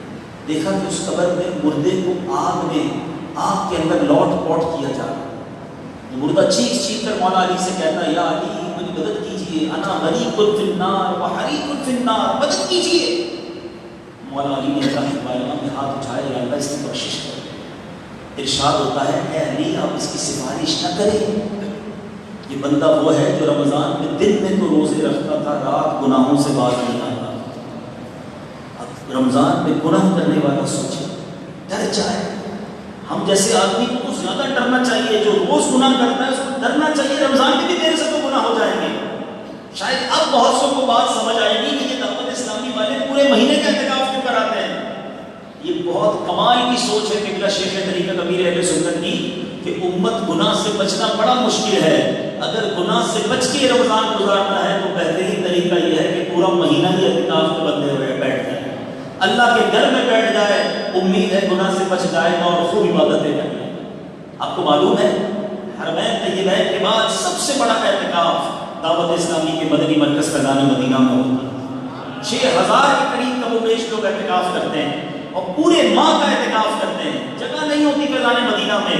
آج 1 گھنٹے کا بیان ہے، کئی لوگ گھڑی دیکھ رہے ہوں گے کہ کب ختم ہوگا ہمارا یہ اجتماع، کب ختم ہو. 1-2 گھنٹے کے بعد ہمیں مسجد سے نکلنے کو جی چاہتا ہے. مگر آج کے دور میں ہزاروں لوگوں کو پورے ماہ کے لیے اعتکاف میں بٹھایا ہے دعوت اسلامی نے. اور صرف پاکستان سے نہیں، بیرون ملک سے، یورپ سے، UK سے، امریکہ سے، کدھر سے لوگ آ رہے ہیں. اور وہ سب چاہتے ہیں کہ زندگی کا ایک رمضان تو ایسا گزرے کہ وہ پورا مہینہ ہی اللہ کے گھر میں گزر جائے. ایک سا مسجد میں موجود عاشقان رسول میں آپ کو دعوت دیتا ہوں، آپ بھی ہمت کیجیے. جو اسلامی بہنیں مجھے باتیں سنیں، آپ بھی ہمت کریں، اپنے محارم کو بھیجیں کہ وہ پورا مہینہ اللہ کے گھر میں ایک بار گزاریں. اور اگر پورا مہینہ نہیں گزار سکتے نا، ایک مشورہ دیتا ہوں، اگر رمضان میں رکت چاہیے، رمضان میں سوز چاہیے، رمضان میں عبادت کا شوق چاہیے، تو اپنے کام کاج سے فارغ ہو کر کوشش کریں کہ شام آپ فیضان مدینہ آ جائیں، عصر میں پہنچ جائیں. عصر تک سارے کاروبار بند ہو جاتے ہیں، دن بھی بہت بڑے ہیں آج کل، ٹھیک ہے نا. 5:30 کے قریب عصر ہوگی، فیضان مدینہ پہنچ جائیں. اب تو فیضان مدینہ ماشاءاللہ سینٹرل ایئر کنڈیشن بھی ہو گیا ہے. عصر میں پہنچیں، وہاں مدنی مذاکرہ ہوگا، اللہ کے ولی کا دیدار بھی ہوگا، علم دین بھی سیکھیں گے. اور پھر خاص افطار کے جو دعا ہوتی ہے ہزاروں کو معتکف آمین کہیں گے اور نہ جانے کروڑوں ناظرین اس دعا پر مدنی چینل پر آمین کہہ رہے ہوں گے. آپ افطار وہی کریں, دعا وہی کر لیں, یہ باندھ لیں. ہاں, آپ کو ہم کوئی پکوڑے سموسے نہیں کھلائیں گے. رضان مدینہ کی افطاری صرف پانی سے ہوتی ہے, شاید کچھ ایک دو کیلے آپ کو مل جائیں تاکہ تھوڑی طاقت آ جائے. تو جناب آپ پانی پی کر افطار کر لیں, مغرب پڑھ لیں, گھر جا کے جو کھانا ہے کھا لیجیے گا. لیکن دعا اور جو برکت آپ کو ملے گی رمضان میں, جب روز ادھر آؤ گے نا تو پھر رات گناہ نہیں ہوگا, یاد آ جائے گا, رکت رہے گی, دعائیں رہیں گی. اپنے آپ کو سیکیور کرنا چاہتے ہو نا تو فیضان مدینہ سے ان ٹچ ہو کر اعتکاف ہو جائے. رات میں بھی ادھر ادھر جانے کی بجائے ساری رات وہاں پر سلسلے چل رہے ہوتے ہیں, مدنی مذاکرات, دعائیں. تراویح سے فارغ ہوئے پھر چلے جائیں فیضان مدینہ 1-2 گھنٹے, تھک جائیں تو گھر آ کر سو جائیں. اپنے آپ کو بیزی کر لیں, اتنا بیزی کر لیں کہ گناہ کا ٹائم نہ ملے, ورنہ ایسا نہ ہو کہ ایسی گیدرنگ ہماری ہو جو رمضان کی ہمارا غفلت سے گزار دیں. آج میں اور بھی بہت ساری باتیں کرنے آیا تھا, مگر چونکہ ایک درد ہے, کوشش ہے میری تھی کہ میں بھی اور آپ بھی, ہم سب مل کر کسی طرح یہ رمضان ایسا گزاریں کہ اس میں ایک بھی گناہ نہیں کریں گے انشاءاللہ. نیت کر لو انشاءاللہ اس ماہ رمضان میں ایک بھی گناہ نہیں کریں گے انشاءاللہ. اب تلاوت قرآن جیسے ہم نے سنا, پیارے آقا اس مہینے میں خوب تلاوت قرآن کریں. اب میں ہاتھ نہیں اٹھواؤں گا ورنہ بہت بڑی تعداد ہم میں وہ ہے جن کو قرآن پڑھنا ہی نہیں, صحیح تلفظ کے ساتھ قرآن سیکھے ہی نہیں ہے. یہ درست نہیں ہے میٹھے اسلام. یہ کیسی زندگی ہے مسلمان کی جس کو قرآن پڑھنا نہیں آتا. خدا را قرآن سیکھنے والے بن جاؤ. کوئی بات نہیں, جتنی بھی عمر ہو گئی, سفید داڑھی ہو گئی, کوئی بات نہیں, ہمت کریں. بغیر قرآن سیکھے دنیا سے نہیں جانا. دعوت اسلامی نے آپ کے لیے کمال کا انتظام کیا. بچوں کے مدرسے الگ بنائے ہیں, بڑوں کے مدرسے الگ بنائے ہیں, اسلامی بہنوں کے مدرسے الگ بنائے ہیں. ہماری دنیا بھر میں مسجدوں میں مدرسۃ المدینہ بالغان لگتے ہیں. شام میں رات میں جا کر 15-20 منٹ بیٹھے اپنے مخارج ٹھیک کر لیں. رمضان میں کئی مسجدوں میں فجر کے بعد مدرسۃ المدینہ بالغان لگتے ہیں. یہاں بھی لگتا ہوگا تو مجھے بتا دیجیے, ورنہ جہاں جہاں سے آپ آئے ہیں مدرسۃ المدینہ بالغان تقریباً مسجدوں میں فجر کے بعد لگتے ہیں. کسی اسلامی بھائی کے ساتھ بیٹھے کہ تھوڑا تھوڑا مجھے قرآن سکھا دو, میرے تلفظ ٹھیک کر دو, آپ کی نماز ٹھیک ہو جائے گی, آپ کی تلاوت ٹھیک ہو جائے گی. اچھا, کئی لوگ میں نے یہ بھی دیکھا ہے رمضان آتا ہے تو لائن لگا کر قرآن کھول کر بیٹھے ہوتے ہیں, بہت اچھی بات, لیکن اگر صحیح پڑھنا نہیں آتا نا تو آپ کو پتہ ہے غلط قرآن پڑھنے کے بارے میں کیا حکم ہے. روایتوں کا مضمون ہے کئی قرآن پڑھنے والے ایسے ہیں جن پر خود قرآن لعنت کرتا ہے. ایسا نہ ہو کہ میں قرآن کھول کے بیٹھا ہوں, غلط سلط پڑھی جا رہا ہوں, تو قرآن ہی لعنت کرے گا. تو صحیح پڑھنا ہے قرآن. قرآن کی سینسٹیوٹی اس بات سے سمجھ لیں کتنا ضروری ہے مخارج سے صحیح قرآن پڑھنا. علماء کہتے ہیں جو شخص نماز کے اندر رکوع میں سبحان ربی العظیم صحیح نہیں پڑھ سکتا, عظیم عین اور غا ہے, اگر وہ صحیح نہیں پڑھ سکتا نا وہ غلط نہ پڑھے, تو رکوع میں سبحان ربی الکریم پڑھ دے. یعنی عظیم بھی غلط پڑھنے کی اجازت نہیں ہے. حالانکہ رکوع میں قرآن نہیں تسبیح ہے, لیکن قرآن میں تو چینجنگ نہیں ہوگی نا کہ الحمد نہیں پڑھ سکتے تو کچھ اور پڑھ لو, وہ تو وہی پڑھنا پڑے گا. تو صحیح پڑھنا پڑے گا. یہ نزول قرآن کا مہینہ ہے. آج جتنے اسلامی بھائی ادھر موجود ہیں سب نیت کریں انشاءاللہ کہ ہم سب سے پہلے اپنے قرآن کو صحیح طریقے سے پڑھنا سیکھیں گے انشاءاللہ. اس پہ شرمائے نہیں کہ یار اتنی عمر ہو گئی اب میں قرآن سیکھوں گا. ادھر شرما لو بھائی, مرنے کے بعد والی شرم کیسے برداشت کرو گے. میرے آقا فرماتے خیرکم من تعلم القرآن وعلمہ, تم میں بہترین وہ ہے جو قرآن سیکھے اور دوسروں کو سکھائے. بہترین لوگوں میں شامل ہو جاؤ نا, یا سیکھنے والے بن جاؤ یا سکھانے والے بن جاؤ. چلے ایک اور آسانی, دعوت اسلامی کمال کی تحریک ہے, ایکسکیوز نہیں چھوڑتی ہے. ہو سکتا ہے کوئی کہے یار نہیں میں مسجد میں نہیں پہنچ سکتا, مدرسے کے ٹائم بڑا بیزی ہوں, ٹائم میرا سیٹ نہیں ہو پاتا. ہم نے الحمدللہ ایک زبردست سسٹم بنایا ہے اور میں سمجھتا ہوں یہ دعوت اسلامی کی انوینشن ہے. دعوت اسلامی نے ہی یہ کام شروع کیا ہے, اللہ نے یہ کام کروایا ہے. الحمدللہ مدرسۃ المدینہ آن لائن بنایا گیا. آج پاکستان میں اور بیرون ملک ملا کر مدرسۃ المدینہ آن لائن کی 28 برانچز ہیں. ان 28 برانچز میں اللہ کی رحمت سے 10,000 سے زیادہ اسٹوڈنٹ آن لائن قرآن پاک اور بہت سارے دینی کورسز پڑھ رہے ہیں. اب دنیا میں کئی بھی ہیں, آپ میں سے کئی وہ ہیں جو رات جاگتے ہیں, آپ کہتے ہیں رات 2 بجے بالکل فارغ ہو جاتے ہیں. آپ 2 بجے آن لائن ہو جائیں, 1 to 1 آپ کو قاری صاحب قرآن پڑھا دیں گے. آپ کہتے ہیں میں صبح 6 بجے فارغ ہوتا ہوں، آپ 6 بجے قرآن پاک پڑھ لیں، جو ٹائم آپ کو چاہیے. اب ویب سائٹ کا نام نوٹ کر لیں، QuranTeacher.net. QuranTeacher.net. QuranTeacher.net دعوت اسلامی کی ویب سائٹ ہے. اچھا، مرد کے لیے بھی ارینجمنٹ ہے، عورتوں کے لیے بھی ارینجمنٹ ہے. اسلامی بہنوں کو اسلامی بہنیں قرآن پڑھائیں گے، اسلامی بھائیوں کو اسلامی بھائی قرآن پڑھائیں گے، آپ کے بچوں کو بھی قرآن پڑھا دیں گے. صرف قرآن نہیں، آپ کے بخارج ٹھیک ہو گئے، آپ تفسیر قرآن پڑھنا شروع کر دیں. آپ کہیں ادرا مجھے حدیثیں پڑھانا شروع کریں، مجھے فقہ پڑھانا شروع کریں. آپ کو جان کر خوشی ہوگی کہ آن لائن 30 کے قریب کورسز دعوت اسلامی آپ کو آفر کر رہی ہے. اب بھی نہ پڑھیں تو پھر تو ہماری سستی ہے. آخری بات، بیان کو ختم کرنے لگا ہوں. آخری بات، نبی پاک کا ایک انداز ماہ رمضان میں خوب سخاوت فرماتے ہیں. آپ سے بھی گزارش ہے، خوب سخاوت کیجیے، کنجوسی نہ کیجیے، زکوٰۃ بھی پوری دیں. ایک بڑے دکھی دل سے آپ میں یہ بات کر رہا ہوں کہ ہمارا بہت سامنا رہتا ہے، ملاقاتیں رہتی ہیں لوگوں سے. یہ پہلے نہیں دیکھنے کو ملتا تھا، مگر اب ایسا فیل ہوتا ہے کہ بڑی تعداد اپنی زکوٰۃ پوری ادا نہیں کرتی. یاد رکھیے میٹھے اسلامی، یہ مال کا میل ہے. زکوٰۃ نہ دے کر آپ اپنے پورے مال کو میلا کر رہے ہیں. یہ مال عذاب ہو جائے گا، یہ مال بیماریاں لائے گا، یہ مال کیسے چلا جائے گا آپ کو پتہ بھی نہیں چلے گا. آپ اگر چاہتے ہیں آپ کا مال سیکیور رہے، آپ کا مال بڑھتا رہے، آپ کے مال کی حفاظت ہو، حدیث پاک میں میرے آقا فرماتے ہیں زکوٰۃ دے کر، حدیث کا مضمون ہے زکوٰۃ دے کر اپنے مال کو مضبوط قلعوں میں قید کر دو، یعنی اپنے مال کو سیکیور کر لو.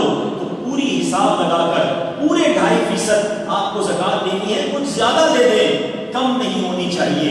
اور یہ فیلنگ مت لایا کرو اتنے سارے زکوٰۃ کے بن گئے، اتنے سارے پیسے نکل جائیں گے. 10 لاکھ روپے جس کی زکوٰۃ بنتی ہے اس کو ٹینشن شروع ہو جاتی ہے. اللہ کے بندے تجھے 10 لاکھ کی ٹینشن ہے، اللہ نے 4 کروڑ دیے تو 10 لاکھ بنے ہیں نا. شکر ادا کر اللہ کا. جس کی جتنی زیادہ زکوٰۃ بن رہی ہے اس کی ٹینشن اتنی بڑھ رہی ہے، اس کا تو شکر بڑھنا چاہیے تھا. اللہ تو نے مجھے دینے والا بنایا، مانگنے والا نہیں بنایا. ذرا سوچو نا، آپ زکوٰۃ جس کو دے رہے ہیں آپ بھی اس کی جگہ ہو سکتے تھے، میں بھی ہو سکتا تھا. کوئی آ کر ہمارے گھر پہ راشن مانگنے آتا ہے، کوئی علاج کے پیسے مانگنے آتا ہے، ہم دیتے بھی کہتے ہیں میں نے زکوٰۃ دی. میری کیا اوقات جو میں نے زکوٰۃ دی؟ اللہ نے مجھے مال دیا، اس قابل بنایا تو میں نے زکوٰۃ دی. یہ فقط رب کا احسان ہے. وہ عقل ہوشیاری سے آپ کی ایفرٹ سے پیسے نہیں ملتے. اگر واقعی محنت سے پیسے ملتے ہوتے تو سارے مزدور کروڑپتی ہو چکے ہوتے. اگر ہوشیاری سے پیسے ملتے ہوتے، جتنے اسکول ٹیچر پروفیسر ہیں، کتنے جینیس ہوتے ہیں، وہ سارے اربوں ہوتے. وہ بیچارہ ٹیچر ہی رہتا ہے، اس کا شاگرد کروڑپتی بن جاتا ہے. اللہ جسے چاہتا ہے عطا فرماتا ہے. جس کو دیا ہے وہ شکر گزار بن جائے، زکوٰۃ کو بوجھ نہ سمجھے. قارون کا سارا خزانہ جو غرق ہوا تھا اس کی وجہ یہی تھی کہ اس کے پاس اربوں خربوں بلکہ اس سے بھی زیادہ تھے. مگر جب اس کو حضرت موسیٰ نے زکوٰۃ کا حکم دیا، اس نے زکوٰۃ کا حساب بنایا. اس کی زکوٰۃ بھی کروڑوں اربوں میں بن رہی تھی. اس کا دل بیٹھ گیا، اتنے سارے پیسے کیسے دوں؟ اللہ نے اسے بھی غرق کر دیا، اس کے مال کو بھی غرق کر دیا. زکوٰۃ کو بوجھ نہ سمجھنا. اگر کوئی میرا ایسا بھائی بیٹھا ہے جو پوری زکوٰۃ نہیں دیتے، پچھلی زکوٰۃ کا بھی حساب کرنا ہوگا. آپ اللہ کی قسم زکوٰۃ نکال کر دیکھیں، اگلے سال آپ میرے سامنے آ جائیے گا، اللہ نے آپ کی زکوٰۃ میں اور اضافہ کر دیا ہوگا. مال بڑھ گیا ہوگا نا، زکوٰۃ بھی بڑھ جاتی ہے. زکوٰۃ دینے میں بخل نہ کریں. اب یہ مائنڈ سیٹ بنتا ہے کہ یار اتنے سارے پیسے تو ابھی تو نکل جائیں گے نا اکاؤنٹ سے. اس کو میں ایک مثال سے سمجھاؤں. کسی شخص کا کھیت ہو اور ایک بندہ 4 بوری بیج لے کر جائے، سیڈز، اور اس پورے کھیت میں 4 بوری ڈال کر واپس آ جائے. تو کوئی بے وقوفی ہوگا جو کہے گا یار 4 بوری تو چلی گئی، میری ضائع ہو گئی. عقل مند آدمی کیا کہے گا؟ یہ 4 بوری ڈال کر آیا ہے، تھوڑے دنوں میں کئی ٹرک بھر کر واپس آیا ہے. بیج ڈالے نا، فصل اگے گی نا. زکوٰۃ کا معاملہ ایسا ہی ہے، تھوڑے دنوں کے لیے جا رہی ہے. جس کی جتنے بن رہے جانے دو، یہ جا نہیں ہے، یہ لانے کے لیے جا رہے ہیں، یہ ملٹی پلائی ہو کر آنے ہیں. اور یہ بات میں نہیں کہہ رہا، میرے آقا علیہ السلام کا ہر حکم حق ہے. مگر اس حدیث میں نبی پاک میں علماء بیٹھے ہیں، پوچھو ان سے. آقا نے قسم اٹھائی، میں قسم کھا کر کہتا ہوں صدقہ دینے سے مال کم نہیں ہوتا. اور یہ حق ہے، آپ بانٹو اللہ اور دے گا. دل بڑا کر لو، ٹھیک ہے. اب بات کرتے دینا کس کو ہے. آپ کی زکوٰۃ، آپ کے صدقات، آپ کی خیرات کا سب سے پہلا حق وہ آپ کے اپنے غریب رشتہ داروں کا ہے. تلاش کیجیے، چیک کیجیے. شرمندہ ہو کر وہ کہتا نہیں آپ کو. آپ کا رشتہ دار بعض اوقات اپنا کزن ہی بیچارہ قسم پرسی کی حالت میں ہوتا ہے. ہاں یہ ضرور ہے اگر وہ زکات کا مستحق نہیں اور پھر بھی غریب ہے تو آپ اس کو نفلی صدقے سے مدد کریں، مگر سب سے پہلے اپنے غریب رشتہ داروں کا خیال رکھیں، کیونکہ حدیث پاک کا مضمون ہے اللہ تعالیٰ بروز قیامت ان لوگوں پر نگاہ رحمت نہیں فرمائے گا جو غیروں کو بانٹتے رہے ہوں گے اپنے پریشان. دوسروں کو بانٹتے ہوتے ہیں اپنے پریشان، اپنوں کو پہلے دیں. ٹھیک ہے، اس کے بعد اپنے غریب پڑوسیوں کو دیکھیں، غریب ملازمین کو دیکھیں، ان کی مدد کریں. اور اس کے بعد میرے پیچھے اسلامی بھائیوں ایک عرضی کرنا چاہتا ہوں. عاشقان رسول کی مدنی تحریک جو دنیا بھر میں سنتوں کی خدمت کر رہی ہے، دعوت اسلامی کے 2800 سے زیادہ مدرسے ہیں، 600 سے زیادہ دارالعلوم ہیں، سالانہ 600 سے زیادہ مسجدیں دعوت اسلامی بنا رہی ہے. الحمدللہ اب تک دعوت اسلامی کے مدرسوں سے 84,000 پاکستان میں رمضان میں تراویح پڑھانے والے 23,000 کے قریب حافظ قرآن وہ تھے جنہوں نے دعوت اسلامی کے مدرسوں سے حفظ قرآن کیا. امت کو حافظ، امت کو عالم پرووائڈ دعوت اسلامی کر رہی ہے، اور دنیا بھر میں یہ کام بڑھتا چلا جا رہا ہے. غیر مسلم مسلمان ہو رہے ہیں. دعوت اسلامی کے اتنے سارے کام ہیں، آپ سوچ سکتے ہیں کہ دعوت اسلامی کے اخراجات کتنے ہوں گے. صرف مدنی چینل کی اگر مثال لے لیں، 1 منٹ کی کوئی ایڈورٹائزمنٹ نہیں ہے. پورے تمام ہی چینلز میں رمضان میں مجھے کوئی ایک چینل بتا دیں کہ جس پہ آپ دیکھتے جائیں تو گناہ نہیں ہوگا. کہیں جناب میوزک آ جاتا ہے، کہیں عورت آ جاتی ہے، کہیں ایڈورٹائز آ جاتی ہے، آپ اچھا خاصا کوئی بیان سن رہے ہوتے ہیں کہیں اور چلے جاتے ہیں. مدنی چینل پہ کوئی ایسی چیز نہیں ہے، 1 منٹ کی کوئی ایڈورٹائزمنٹ نہیں ہے. اردو مدنی چینل چلتا رہا، لوگوں نے کہا بیرون ملک سے ہمارے بچوں کو اردو سمجھ نہیں آتی، ہم نے انگلش مدنی چینل شروع کر دیا. بنگلہ دیش سے ڈیمانڈ آئی، ہمارے بچوں کو اردو سمجھ نہیں آتی، بنگلہ زبان میں مدنی چینل شروع کر دیا. اللہ کی رحمت سے 4تھا مدنی چینل ہم قریب شروع کرنے جا رہے ہیں، عربی مدنی چینل، کیونکہ عرب دنیا سے ہمیں ڈیمانڈ آ رہی ہے. اور اب ایک اور کام دعوت اسلامی جو کرنے جا رہی ہے، آپ سنیں گے تو آپ کی طبیعت خوش ہو جائے گی. شاید یہ ہر گھر کا مسئلہ ہے کہ آج بچے کے ہاتھ میں موبائل ہے، کارٹون ہیں، گیمز ہیں، آئی پیڈ ہے، بچہ سارا دن اس پہ لگا ہوا ہے. اب ہمیں لوگوں کی طرف سے یہ کہا جا رہا ہے کہ جناب خدا را کچھ کیجیے، یہ تو کارٹون کے ذریعے بھگوان سکھا رہے ہیں، کارٹون کے ذریعے جناب غلط چیزیں بتا رہے ہیں، عجیب سا کلچر بچوں کے اندر آ رہا ہے. جناب کچھ کیجیے. یہ کام نہیں تھا دعوت اسلامی کا. دعوت اسلامی کا کام تو لوگوں کو نمازی بنانا تھا، مگر چونکہ کوئی اور کرنے والا نظر نہیں آیا، ہماری مرکزی مجلس شورا نے مشورہ کیا اور اب یہ طے کر لیا ہے کہ دعوت اسلامی انشاءاللہ ان قریب کڈز مدنی چینل شروع کرنے جا رہی ہے. اب بچہ کارٹون دیکھے گا مگر وہ کارٹون دیکھ کر اپنے ماں باپ کا ہاتھ چومنے والا بن جائے گا، کیونکہ اسے کارٹون سکھا رہا ہوگا کہ ماں باپ آئے تو عزت سے کھڑے ہو جاؤ، سلام کرو، ان کا ہاتھ چومو. پہلے کارٹون میں جان سنیما میں لے کے جاتا تھا، اب بچہ کارٹون دیکھے گا غلام رسول اسے مسجد میں لے کر جائے گا. لیکن یہ سارے کام فری میں نہیں ہوں گے نا، کروڑوں روپے اس پہ خرچ ہو جاتے ہیں. کہنے کا مقصد یہ ہے دعوت اسلامی نے دنیا میں کئی ملکوں میں چرچ خرید کر، مندر خرید کر مسجد بنائی ہے، دنیا بھر میں یہ کام آگے بڑھ رہا ہے. تو میں آپ سے یہ گزارش کروں گا، اتنا بڑا جو دین کا کام تحریک کر رہی ہو ہمیں اس کا بھرپور ساتھ دینا چاہیے. میں ایک نیت آپ سب سے چاہتا ہوں، اپنی بات پھر دہراتا ہوں. پہلا حق اپنے رشتہ داروں کو، اپنے غریب ملازمین کو، اپنے غریب پڑوسیوں کو دیجیے گا. اس کے بعد دعوت اسلامی کا خیال رکھیں. ایک نیت اگر آج جتنے اسلامی بھائی موجود ہیں کر لیں، انشاءاللہ اس بار اپنی زکات میں کم از کم 50% ہم دعوت اسلامی کو دیں گے انشاءاللہ. اللہ تعالیٰ آپ کو اس کا خوب اجر عطا فرمائے گا اور یہ پیغام مزید دین کا آگے بڑھتا چلا جائے گا. اللہ کی رحمت سے یہ کام اور آگے بڑھے گا تو امت کی اصلاح ہوتی چلی جائے گی. اللہ کریم سے دعا کرتے ہیں رب کریم ہم سب کو ماہ رمضان صحت اور عافیت کے ساتھ نصیب فرمائے، اس مہینے کی برکتیں عطا فرمائے. اللہ کریم ہم سب کو اس مہینے میں خوب تلاوت قرآن کرنا نصیب فرمائے اور اپنی راہ میں دل کھول کر خرچ کرنا نصیب فرمائے. ایک بات پھر یاد دلا دیتا ہوں، رمضان میں کوئی گناہ نہیں کریں گے. ہاں جب بھی موبائل اٹھانا نا تو سوچ لینا خریدا بھی میں نے ہے، پیسے بھی میرے ہی لگے ہوئے ہیں، انٹرنیٹ کے پیسے بھی میں ہی دے رہا ہوں، اور یہی میرا موبائل مجھے جہنم میں تو نہیں لے جانا. نہیں چاہیے ایسا موبائل، نہیں چاہیے ایسی کوئی ڈیوائس جو میری ساری روحانیت کا بیڑا غرق کر دے. رمضان میں کوئی گناہ نہیں کریں گے. اللہ تعالیٰ عمل کرنے کی توفیق عطا فرمائے.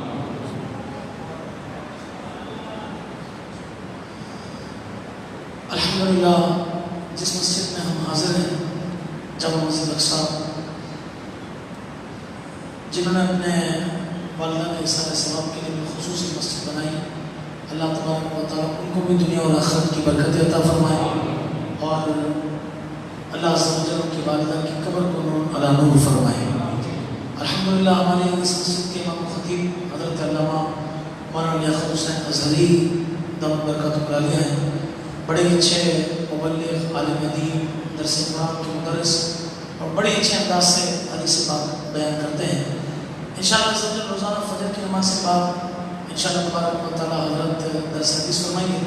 اثر غالباً کچھ مسائل دعوت اسلامی کے حوالے سے کچھ درس کا سلسلہ ہوتا ہے اور ظہر میں مسائل بیان کیے جاتے ہیں، اور عشاء کی نماز کے بعد انشاءاللہ تبارک و تعالیٰ درس قرآن کا سلسلہ ہوگا۔ تو یہاں رہنے والے جو عاشقان رسول ہیں وہ ضرور اس کے اندر تشریف لائیں اور اس کی برکتیں حاصل کریں۔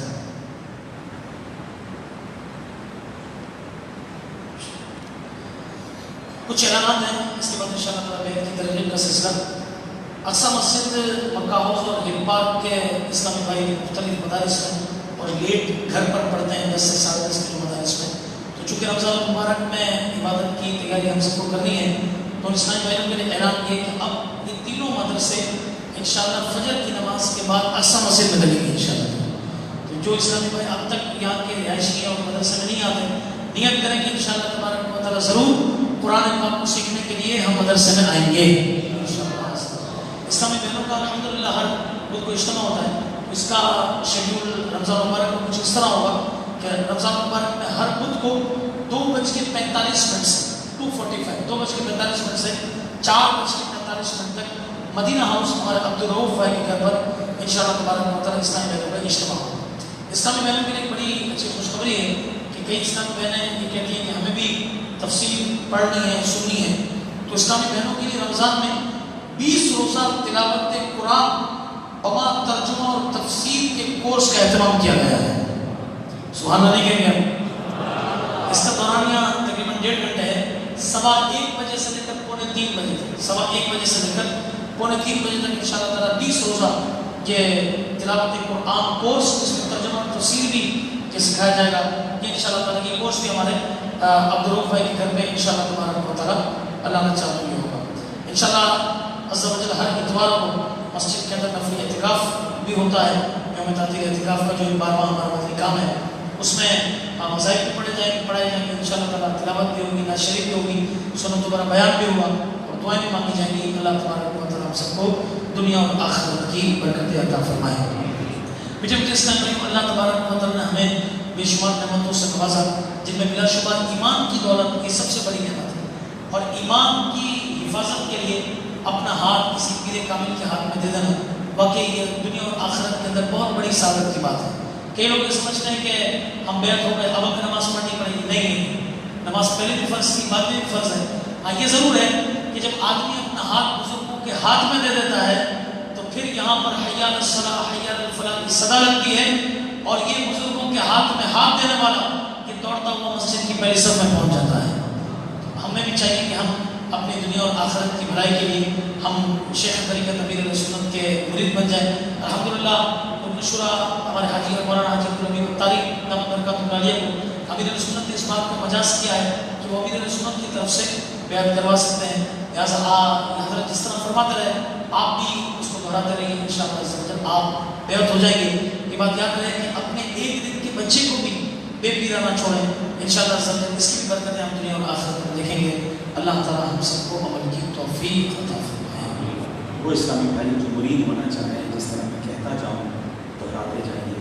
بسم اللہ الرحمن الرحیم، الصلاۃ والسلام علیک یا رسول اللہ وعلی آلک واصحابک یا حبیب اللہ، لا الہ الا اللہ محمد رسول اللہ صلی اللہ تعالی علیہ وسلم۔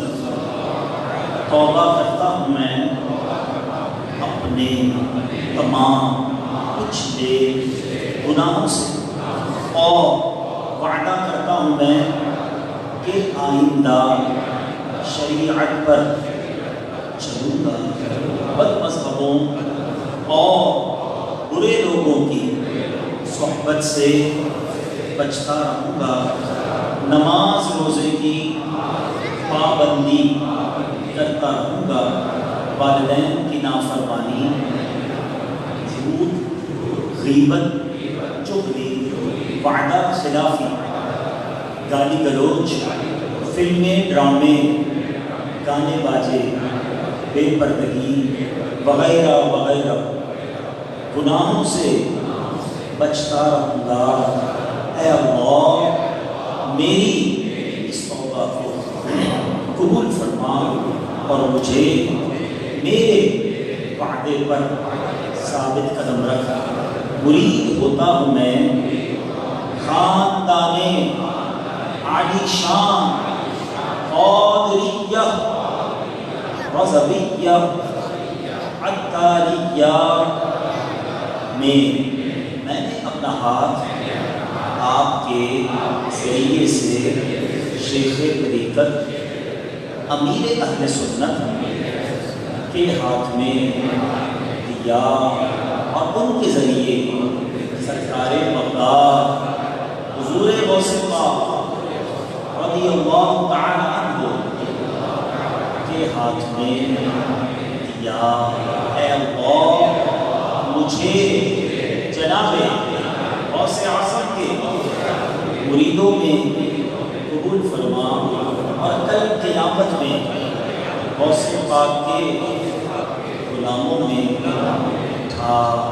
السلام علیکم یا نبی اللہ وعلی آلک و اصحابک یا نور اللہ۔ الحمدللہ رب العالمین والصلاة والسلام علی سید المرسلین یا ارحم الراحمین یا ارحم الراحمین یا ارحم الراحمین یا ربنا یا ربنا یا ربنا یا ربنا یا ربنا یا اللہ یا رحمان یا رحیم یا اللہ یا رحمان یا رحیم یا اللہ یا رحمان یا رحیم۔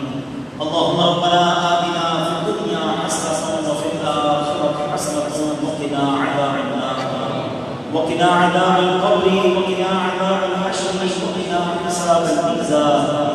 اللهم اجرنا من النار، اللهم اجرنا من النار، اللهم اجرنا من الشيطان۔ یا مقلب القلوب ثبت قلبی علی دینک، یا مصرف القلوب ثبت قلبی علی طاعتک۔ اللهم بلغنا رمضان بصحة وعافیہ۔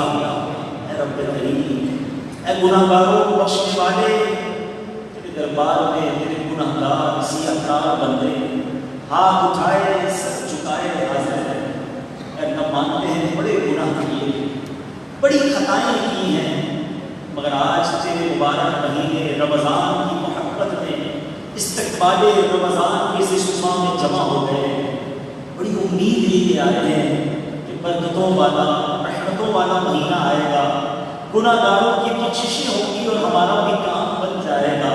اے اللہ پہلی ایجاد یہ ہے کہ ہمیں صحت کے ساتھ عافیت کے ساتھ ماہ رمضان سے ملا دے۔ اے اللہ ہمیں پورے روزے رکھنا نصیب فرما، رمضان کی ساری تراویح پڑھنا نصیب فرما۔ اے اللہ ماہ رمضان کی پہلی رات جو تو اپنے بندوں پر نگاہ رحمت فرمائے، اس خاص نعمت کو حاصل کرنے والوں میں ہمارا نام بھی لکھ دے۔ اے اللہ ہماری حتمی مغفرت فرما دے، ہمارے ماں باپ کی مغفرت فرما، ہمارے بھائی بہنوں کو بخش دے، ہمارے گھر والوں کی مغفرت فرما دے۔ اے کریم ہمارے سارے خاندان کی مغفرت فرما، آقا علیہ السلام کی ساری امت کی بخشش فرما۔ اے کریم رمضان سے پہلے پہلے ہماری ساری بری عادتوں سے ہماری جان چھڑا دے، ہمیں صحیح معنوں میں اپنا پسندیدہ بندہ بنا دے۔ یہ بری عادتیں، یہ غلط ہماری جو عادتیں ہیں، کہیں رمضان میں بھی ہم سے گناہ نہ کروا بیٹھے۔ اے کریم کرم کر ہمیں یہ رمضان فقط نیکیوں میں گزارنا نصیب فرما، گناہوں سے بچ کر ماہ رمضان گزارنا نصیب فرما۔ اے اللہ ہمارے آنکھوں کے گناہوں کو معاف فرما، ہمارے ہاتھوں کے گناہوں کو معاف فرما، ہمارے کانوں کے گناہ معاف فرما دے۔ یہ زبان جو دعا کرتی ہے مولا اس سے بھی بڑے گناہ کیے ہیں، ہماری زبان کے گناہ بھی معاف کر گنہگار ہیں، مگر تو چاہے تو سارے گناہ معاف ہو سکتے ہیں۔ اگر تو نے ہم سب کو معاف کر دیا، اگر تو نے ہم سب پر رحمت فرما دی، تیری قسم تیری رحمت میں کمی نہیں ہوگی۔ اگر اپنے جنت میں تمہیں داخل کیا، تیری جنت میں جگہ کم نہ پڑے گی۔ میرے مولا تیرا کچھ نہ جائے گا، ہمارا بیڑا پار ہو جائے گا۔ اے اللہ بس آج ہماری جھولیوں میں مغفرت کی خیرات ڈال دے گا، بس آج ہم سب سے سزا کے لیے راضی ہو جا۔ اے اللہ اب جو باقی زندگی ہے وہ قرآن والی زندگی ہو جائے، نماز والی زندگی ہو جائے، درود والی زندگی ہو جائے، عبادت والی زندگی ہو جائے۔ اے اللہ بس ہمیں اب باقی زندگی عبادت میں گزارنا نصیب فرما، آقا کی سنتوں پر عمل کر کے زندگی گزارنے کی توفیق عطا فرما۔ اے رب کریم، اے رب کریم، ہمارے بچوں کو بھی نیک کر دے، ہمارے بچوں کو ہماری مغفرت کا ذریعہ بنا دے۔ اے کریم، اے کریم، بہت دور دور سے میرے بندے آئے اور بڑی امیدیں لیے آئے ہیں کہ مبارک اجتماع ہوگا، پھر دعا مانگیں گے۔ کوئی بیمار ادھر آیا ہے، کوئی بیمار کو گھر چھوڑ آیا ہے، اے شفا دینے والے، ڈاکٹر منع کرتے تو کیا ہوا، ڈاکٹروں نے ڈرا دیا ہے پھر بھی کوئی غم نہیں۔ مولا تو بغیر دوائی کے شفا دینے پر قادر ہے، کرم کر ہمارے سارے مریضوں کو شفا عطا کر دے۔ اے اللہ ہمارا یقین ہے کہ تو ہر چاہے پر قادر ہے، انک علی کل شیء قدیر۔ میرے مولا ہمیں اپنی قدرت کا نظارہ دکھا، ہم گھر جائیں تو ہمارے مریض اچھے ہو چکے ہوں، ہمارے مریضوں کو شفا عطا کر دے، انہیں ان کے پیروں پر کھڑا کر دے۔ اے اللہ یہ طرح طرح کی بیماریوں، طرح طرح کے انجیکشن، طرح طرح کی ڈرپوں سے ہماری جان چھڑا دے۔ ڈائلسس کے مریضوں کے گردے اچھے کر دے، شوگر کے مریضوں کی شوگر ٹھیک کر دے، ایسی صحت دے دے مولا کہ بڑی ہمت کے ساتھ عبادت کر سکیں اور رمضان کے پورے روزے رکھ سکیں۔ اے رب کریم، بالخصوص ہمارے حاجی مناف عطارہ صاحب کے بچوں کی والدہ بیمار ہیں، اے اللہ انہیں شفا عطا فرما۔ ہمارے حاجی مشتاق مودی والا صاحب کی بچوں کی امی بیمار ہے، شدید بیمار ہے، اللہ انہیں بھی شفا عطا فرما۔ ہمارے گھر والوں میں بھی جو بیمار ہیں، ہم نے جو بیمار ہیں، شفا دینے والے ہمیں شفا عطا کر دے۔ اے کریم، جو بے اولاد ہے انہیں نیک اور صالح اولاد عطا کر دے، اولاد والوں کی اولاد کو والدین کی آنکھوں کا نور بنا دے۔ اے اللہ روٹھوں کو بنا دے، بچھڑوں کو ملا دے۔ اے کریم، جو جس مشکل میں پریشان ہے، کوئی قرضے میں ڈوبا ہوگا، کسی کے اپنے پیسے کہیں پھنس گئے ہوں گے، اے اللہ کوئی بے روزگار ہے، کسی کا روزگار تو ہے مگر پیسے پورے نہیں ہوتے، مہنگائی نے کمر توڑ دی ہے۔ اے کریم کرم کر، اے اللہ کرم کر، ہم سب کی مشکلیں آسان کر دے، ہمارے دکھوں کو سکھ میں بدل دے، ہماری پریشانیوں کو خوشیوں میں بدل دے۔ تیرے سوا کون ہے جس کے دربار میں فریاد کرے، تیرے سوا کون ہے جو بے چینوں کو چین عطا کرے۔ اے قرار دینے والے، اے چین دینے والے، اے سکھ دینے والے، آج تیرے بندے تیرے دربار میں فقیر حاضر ہیں۔ اللہ تو غنی ہے، ہم فقیر ہیں، اللہ الغنی ونحن الفقراء۔ اے اللہ اپنے ان فقیروں کی جھولیوں کو بھر دے، آج سب کی مرادوں کو پورا کر دے۔ رمضان سے پہلے پہلے ہمارے دکھ دور کر دے، رمضان سے پہلے پہلے ہمارے دکھ دور کر دے، ہمیں رمضان خوشیوں کے ساتھ عطا فرما۔ جن کے گھروں میں لڑائی جھگڑے ہیں، جن بھائی بہنوں بیوی بچوں رشتے داروں میں دوریاں ہیں، اے اللہ رمضان سے پہلے سب کو جوڑ دے، خوشیوں کے ساتھ اپنوں کے ساتھ ہمیں رمضان نصیب فرما۔ اے اللہ کئی خوش نصیب رمضان میں حرمین جاتے ہیں، کئی حج کی تیاریوں میں مصروف ہیں، اے اللہ ہم پر بھی کرم کر، ہمیں بھی جلدی جلدی حرمین طیبین کی حاضری نصیب فرما۔ مکے مدینے کی حاضریاں ہمارا مقدر فرما دے۔ اے اللہ جب تک زندہ رکھیو، ایمان والی، عافیت والی، صحت والی، اے اللہ ہمیں زندگی عطا کرنا، زندگی کی آخری نماز بھی کھڑے ہو کر مسجد میں ادا کریں۔ اے اللہ اپنے سوا کسی کا محتاج نہ کیجیو، اے اللہ ہمیں اپنے بچوں کا محتاج بھی نہ کیجیو، ہم کھڑے رہیں، صحت کے ساتھ زندگی گزارتے رہیں، ساری زندگی ہاسپٹل، عدالت، جیلوں، پولیس اسٹیشن کے چکروں سے محفوظ فرما دے۔ ہماری جان، مال، عزت، آبرو، آل اور اولاد، دین اور ایمان کی حفاظت فرما، اور جب آخری وقت ہو ہمیں ایمان والی، کلمے والی، نبی پاک کی دین والی، مدینے والی موت عطا فرمانا۔ اے اللہ جنت البقیع ہم سب کا مقدر فرما دے، جنت الفردوس میں ہمیں آقا کا پڑوس نصیب فرما۔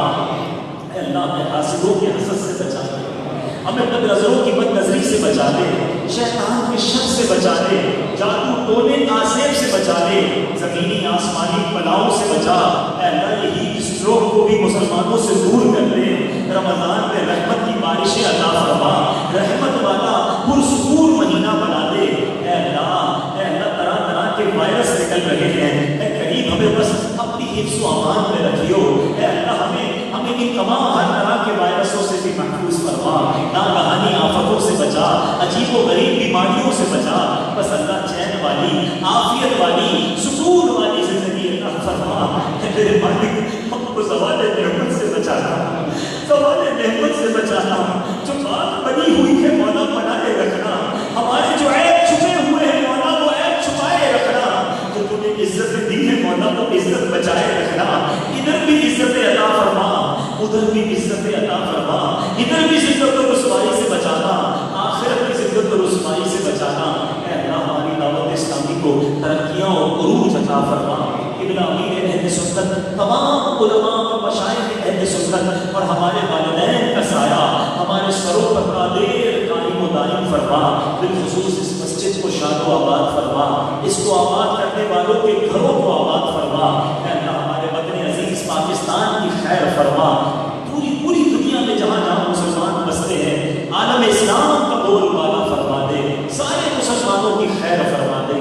اللہم رب یسر ولا تعسر، اللہم رب یسر ولا تعسر، اللہم رب یسر ولا تعسر وتمم لنا بالخیر یا فتاح وبک نستعین۔ دنیا میں ہر آفت سے بچانا والا، دنیا میں ہر آفت سے بچانا والا، عقبا میں کچھ نہ کچھ کھانا والا، بیٹھو میں درے پالے پیغمبر کے حضور، ایمان بھی اس وقت اٹھانا والا، ایمان بھی اس وقت اٹھانا والا۔ برکت اللہ وملائکتہ یصلون علی النبی یا ایھا الذین آمنوا صلوا علیہ وسلموا تسلیما، صلی اللہ علیہ وآلہ صلی اللہ علیہ وسلم، صلاۃ و سلام علیک یا سیدی یا رسول اللہ۔ جب نبی واپسی ہو یا